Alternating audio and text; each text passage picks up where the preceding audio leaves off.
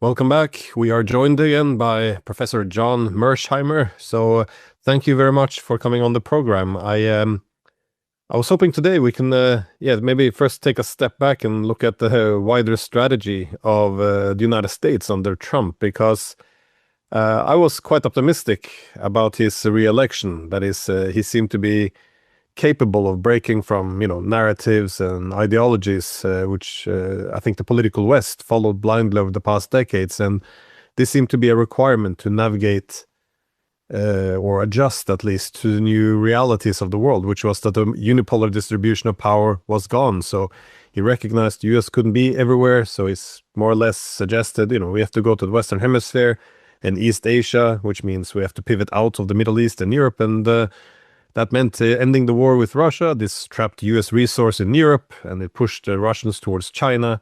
And also in the Middle East, he was quite consistent on ending the forever war. So overall, what I'm trying to say is, although, he's, a man who was not very civilized in his demeanor, what he said was a lot more rational than what I heard from other politicians. So that's why I wanted to hear from you. What do you make of his direction now? What's going to happen to the pivot to Asia and this wider strategy, which we saw outlined in the national security strategy of December 25? I think, Glenn, the best evidence of what you're talking about regarding how people like us thought about Trump initially in terms of foreign policy and what people think now is reflected in the lineup of people on Judging Freedom, Judge Napolitano's show. And of course, both you and I are regulars on the Judge's show. I think if you go back to the first maybe 6-7 months after President Trump was elected, virtually everybody who appeared on that show was quite optimistic that Trump would represent positive movement in terms of American foreign policy, that there would be no more forever wars. He wouldn't start any new wars, period. And there would be much less emphasis on a militarized foreign policy.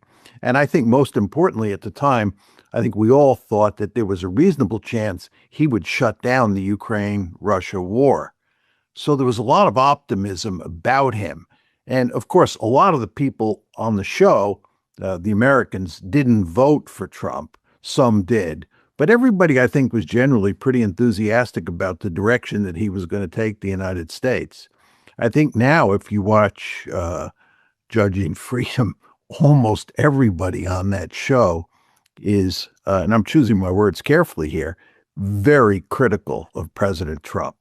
That he is seen to have blown it, to missed a terrific opportunity to change the direction that American foreign policy was going in. And if anything, he's on the old path. I think the key issue today is the Iran war. And all I can say is it's truly remarkable that he allowed himself to fall into this trap. This is much worse than Afghanistan, much worse than Iraq. If you think about the Iraq war in 2003, at least in the initial stages, George W. Bush could land on the aircraft carrier and effectively declare mission accomplished, which is another way of saying we won.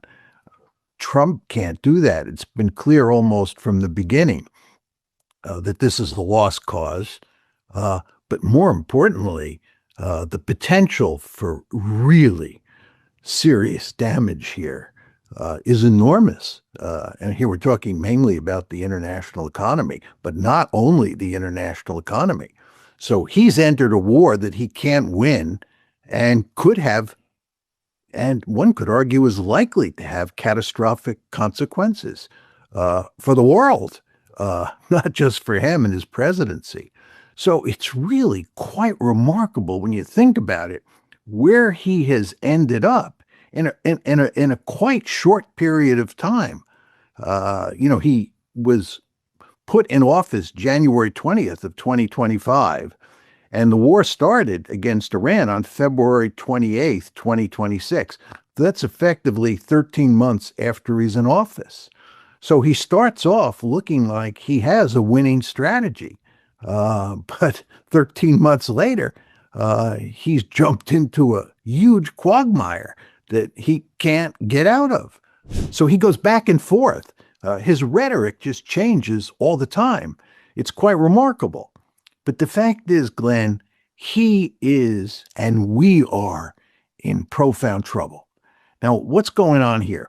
We started this war thinking that we would win a quick and decisive victory. When I say we, I'm talking about the Trump administration, because people like us, of course, understood that this was a cockamamie strategy from the get-go. But the West, the United States and Israel, started this war thinking that they could employ a shock and awe strategy built around decapitation. We'd decapitate the regime, we'd shock and awe the Iranians, and people would rise up in the streets, they'd overthrow the regime, and we would live happily ever after. This was the basic strategy. We had to win a quick and decisive victory for this to work.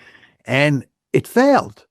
And by the way, anybody who has a basic understanding of international relations should have understood that this would fail from the get-go. It was just not going to work. And it didn't work. But then we found ourselves in a protracted war. Here we are. And I don't think most people fully realize it, but the Iranians hold almost all the cards in a protracted war. First of all, there's no real good exit strategy for Trump. And if he goes up the escalation ladder, which is the other alternative, the Iranians beat him at almost every step of the ladder. I think it's very hard for most Americans to understand this, especially people who watch Fox News and are loyal supporters of the president. They think that we're winning. They listen to him say that, we've already won. Why haven't the Iranians signed the surrender papers? But if you look carefully at what's going on here, and you have a basic understanding of military history and military strategy, you see very quickly that we are in terrible shape as you go up the escalation ladder. So again, the point I'm making to you is he has no exit strategy. He can't find the exit ramp now. And if he thinks about going up the escalation ladder, he gets stymied on every rung. Now, why do I say that? First of all, Iran can wreck the international economy. It can wreck the international economy. And one could argue that we're sort of heading in that direction. I like to say there's an iceberg out there in the water, and we're heading towards that iceberg. We are the Titanic. And I think President Trump basically understands that. And I think his advisors understand that. And they're trying to turn the ship so that we don't hit the iceberg. But anyway, my first point is that Iran can wreck the international economy. Furthermore, it can literally destroy most of the Gulf states, because those states depend on desalination plants and they depend on oil infrastructure. And those targets are easy for the Iranians to hit. And if the Iranians decided that they were going to go after a country like Saudi Arabia and take out all their desalination plants and take out their oil or energy infrastructure, they basically wreck Saudi Arabia as a functioning society. Then there's the whole question of the Israelis. The Israelis are running out of defensive missiles. The Iranians obviously have lots of missiles. They can do enormous damage to Israel. I don't think they can do to Israel what they could do to countries like Saudi Arabia or the UAE, but there's no question that they can do enormous damage to Israel. Then there's the whole question of ground forces. We should talk more about this. We don't have any serious ground forces option. This is a joke, right? There's just no ground forces option there. And in fact, if we go down that road, we're just going to make a bad situation even worse. Then, to take it a step further, what President Trump has to do to avoid a catastrophe in the international economy is he's got to make sure there's a lot of oil out there in the global market. It's got to be a lot of oil. This is why he took economic sanctions off of the Russians. Just think about that. We have taken sanctions off the Russians so that their oil can get out into the market. More importantly, for what we're talking about here, we've taken sanctions off the Iranians, and we're allowing, just think about this, we're allowing Iranian ships to go through the Strait of Hormuz because we want that Iranian oil out there in the market, the global market. So what's happening here is, although we are bombing the Iranians and doing significant damage to their country and murdering innocent people, at the same time, the Iranians are not suffering economically. So what this tells you is that President Trump has to be extremely careful that he doesn't go up the escalation ladder. Because if he goes up the escalation ladder, the end result is that the Iranians will win and we will lose in a truly serious way. So we're in deep, deep trouble. How do you see this playing out then? Is there any solution to this war at all? I mean, can Trump go home? Here's the problem, I think, Glenn. It's twofold.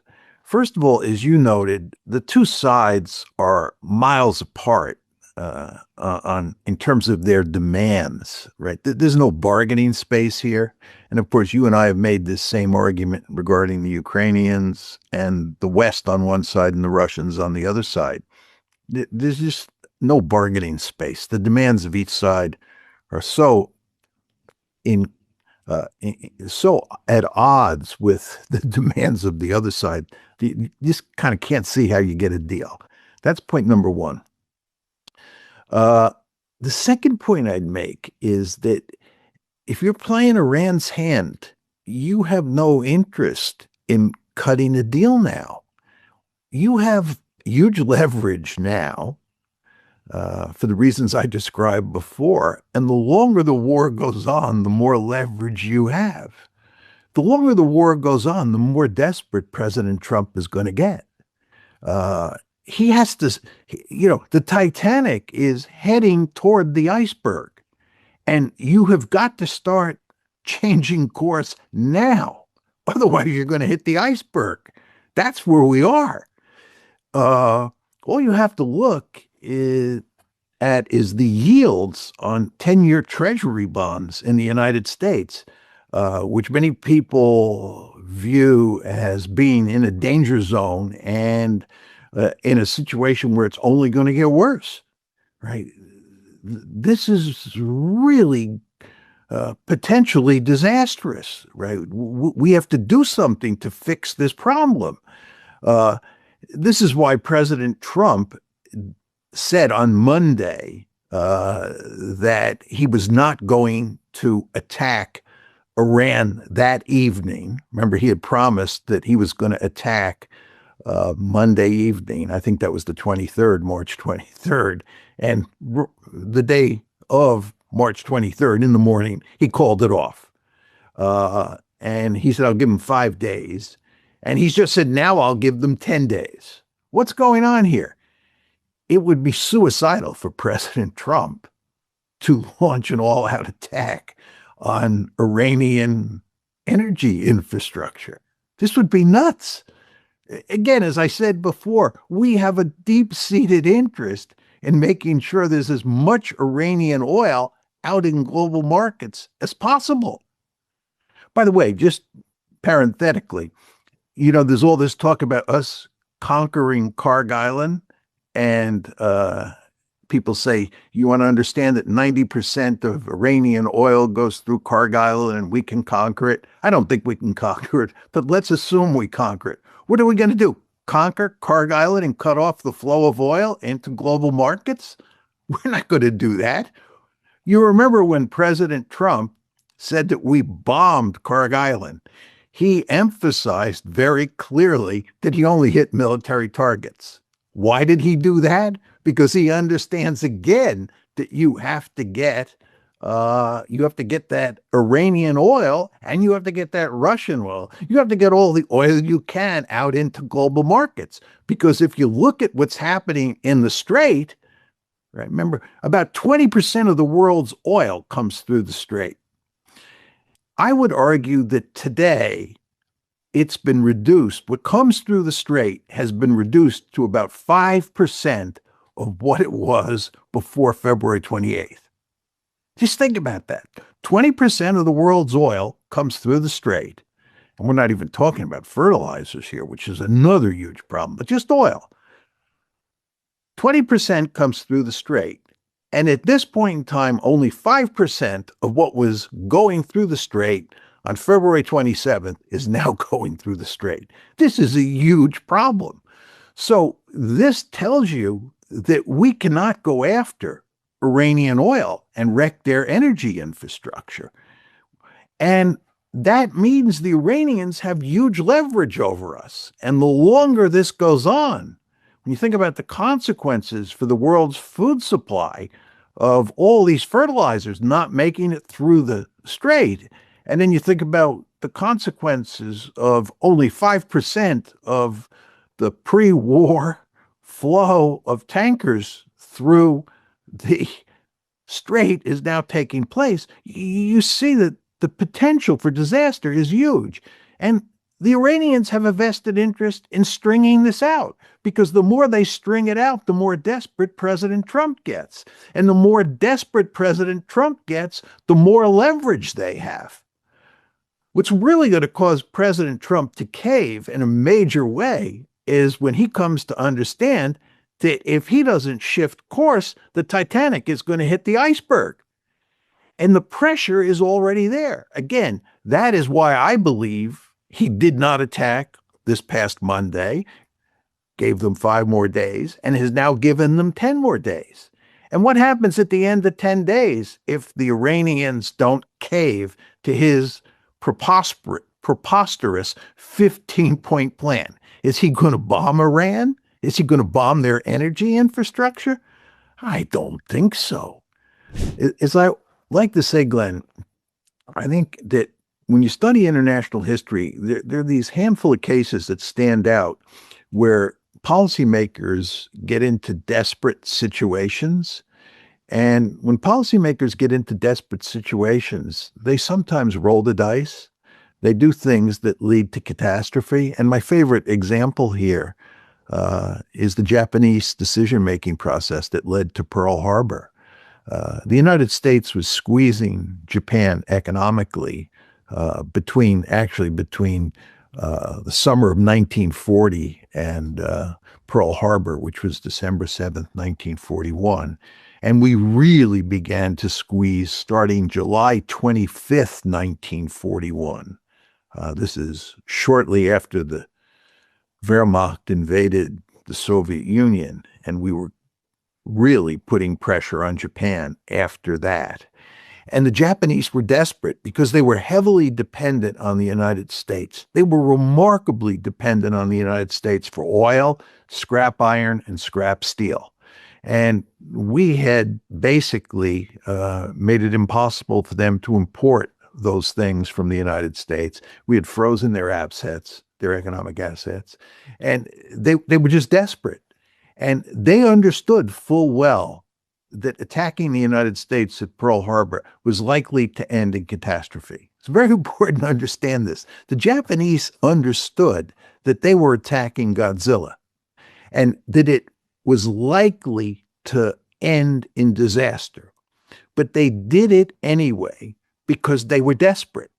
And when the level of desperation reaches a certain point, states, countries, leaders sometimes do remarkably foolish things that end up with catastrophic consequences. And this, of course, is what happened with the Japanese.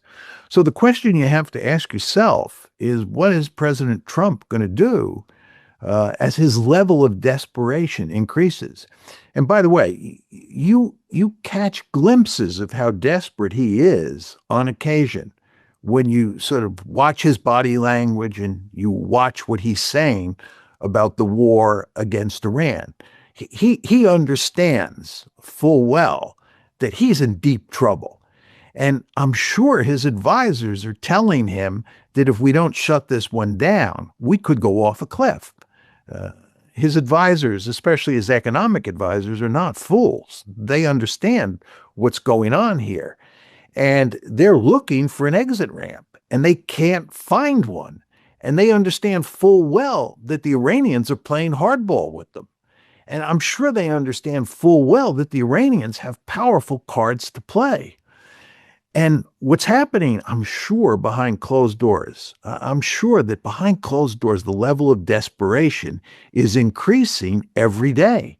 And they're searching, they're looking for a solution here. But as you and I were saying before, where is the solution? Where's the exit strategy? A number of my friends who I talk to about this say, what President Trump should do is declare victory and get out. He can't do that. Who's going to believe that that he achieved a victory? Furthermore, the other side gets a vote in this one, and the other side's not going to quit, right? They're going to continue to put pressure on the United States, and they're going to continue to put pressure on Israel, even if we say we won. They want us completely out of the Middle East. This is truly remarkable. One of their demands is they just want us to go home. Is President Trump going to declare victory and go home? I don't think so. He may declare victory, but he's going to stay there militarily, maybe not employ military force against Iran, but we'll be there, and the Iranians will continue to attack us. So declaring victory and getting out, so to speak, where does that leave you? Nowhere. So he's got to figure out a way to shut this one down, and that means reaching some sort of modus vivendi with Iran. How does that happen? Again, this goes back to our earlier discussion of that 15-point plan that Trump put forward, and then the various demands that the Iranians are putting forward. How do you find some bargaining space there? And again, I don't see how you do it. The Iranians have no incentive. Well, an important component of this war, though, is, of course, Israel. They're the ones who launched the first strike here. And you often make the point that, if U.S. and Israeli interests and security was, completely aligned, then there wouldn't be a need for the lobby. But again, there is a lobby, which suggests that these differences have to be, ironed out. How do you see this being impacted by when the U.S. has to get out of this war? Because, the Israelis have been lobbying for this war now for, 30 plus years for an attack on Iran. They finally got it. If the U.S. leaves now, Iran's going to probably end up in a much, much more favorable position. So do you see a break or further break, at least, in U.S.-Israeli relations as a consequence of this war? I know it's not over yet, and it can still some unknown directions this war can take. But what are the risks, you think, of the U.S. and Israel, I guess, parting ways to some extent? Well, as you know, I think that in almost all cases, certainly in the past, when Israel's interests and America's interests pointed in opposite directions, the United States always did what was in Israel's interest, in large part because of the power of the lobby. And I've argued, or I should say Steve Walt and I have argued for a long time, that this is not in America's national interest, obviously, but it's also not in Israel's interest either. But this could be a very different case, because if we're in a situation where it looks like the global economy is going to crash, I think that would lead President Trump to just tell the Israelis and to tell the lobby he doesn't care what they think. He's going to do everything he can to avoid going off the cliff, this sort of thing. So this could be a different case. This could be a case that, in a sense, contradicts the basic argument that Steve Walt and I lay out in our work on the lobby. There's another dimension to this that bears mentioning. It's a very sensitive subject, but almost everybody I know believes that Israel and the lobby led us into this war. And if it's a catastrophe, there is a great danger that people will say that the Jews are responsible for causing this war, which is simply not true, because huge numbers of Jews oppose this war. And the Israel lobby is comprised of Christian Zionists as well as Jews, and by no means do all Jews belong to the lobby. So it's just very important to understand that. But nevertheless, there is a real danger here that if this war goes south in a serious way, we go off a cliff, we hit the iceberg, whatever phrase you want to use, and people see it as a war that Israel and the lobby is principally responsible for, that would cause a wave of anti-Semitism, not just in the United States, but outside the United States as well.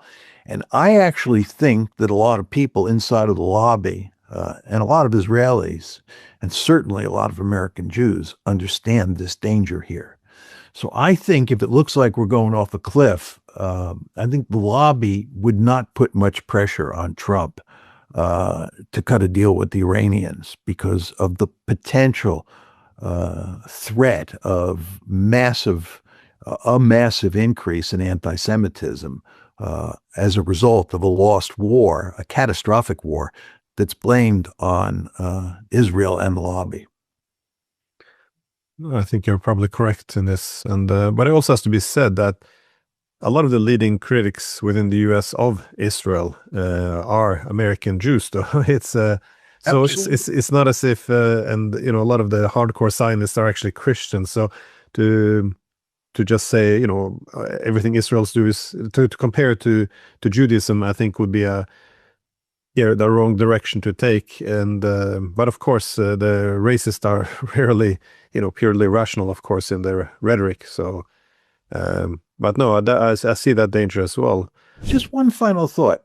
People like us are frequently critical of the deep state, and people on both sides of the political spectrum are critical of the deep state.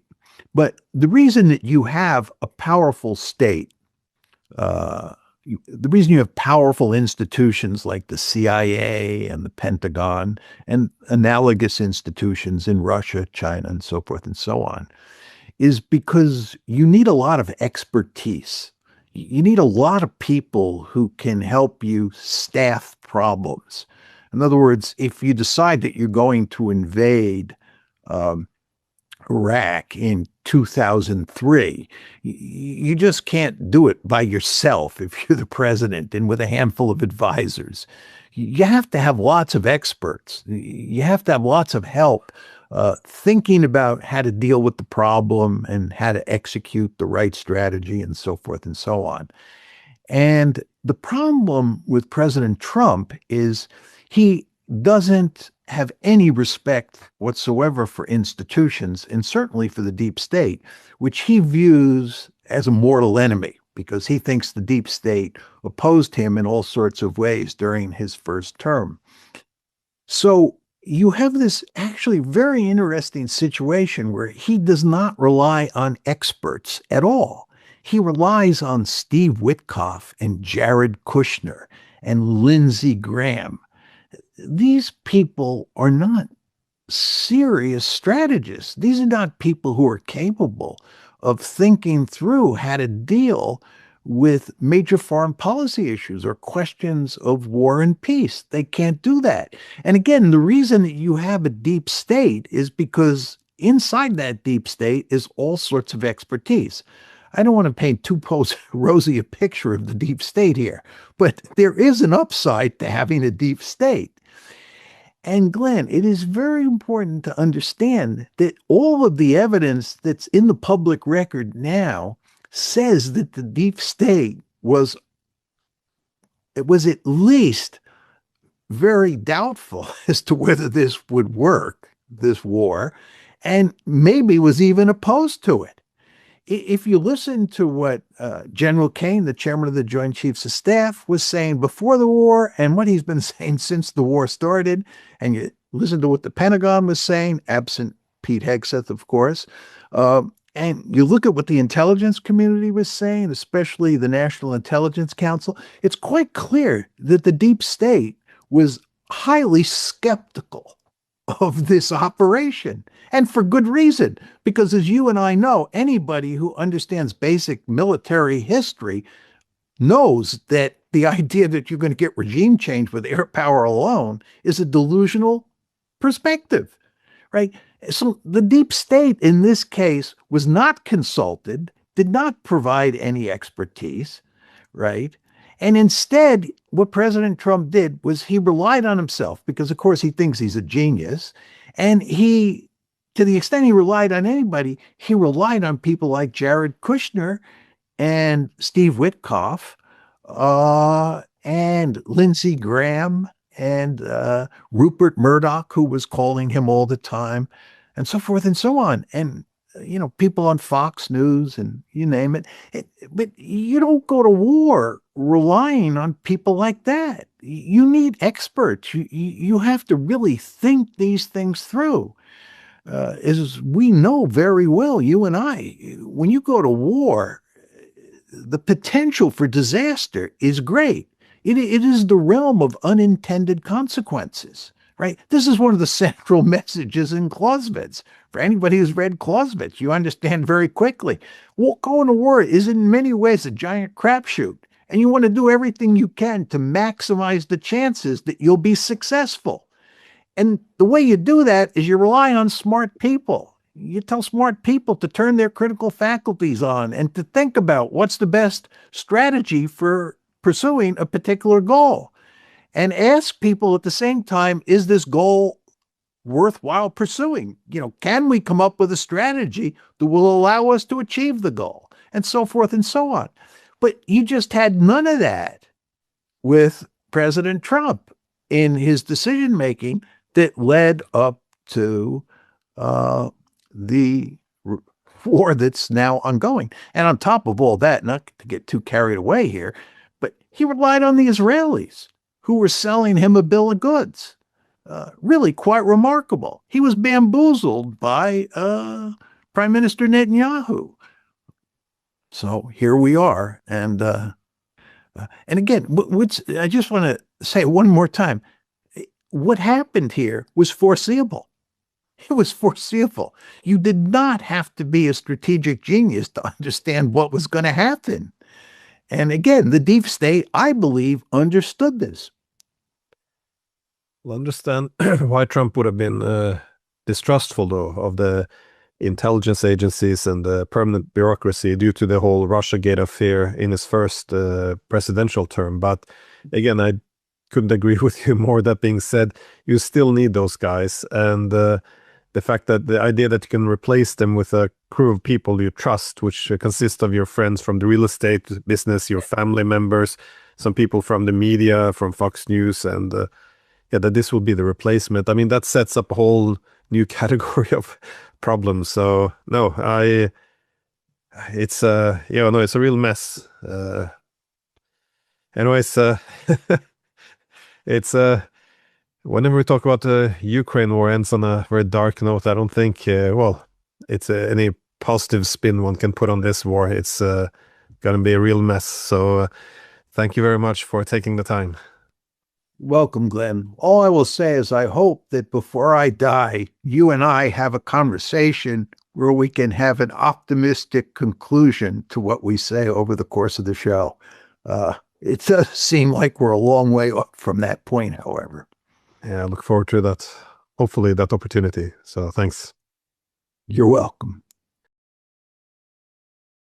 播报新闻是我的日常。必须时刻保持妆容和皮肤的最佳状态。